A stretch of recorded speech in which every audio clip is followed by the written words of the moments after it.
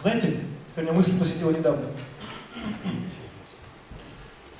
Я вот недавно подумал о том, что у строителей неплохое чувство ритма. Потому что у меня за окном люди строят музей, и по утрам в 9 утра обычно так ритмично молотки стучат.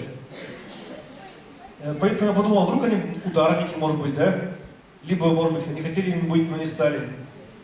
И из-за этого у меня в голове родилась такая идея. А мы же можем сделать ударный инструмент и из чего попало.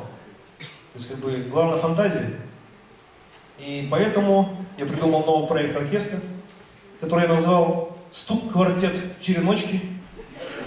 И возможно, что скоро это будут лауреаты конкурсов. Не исключено.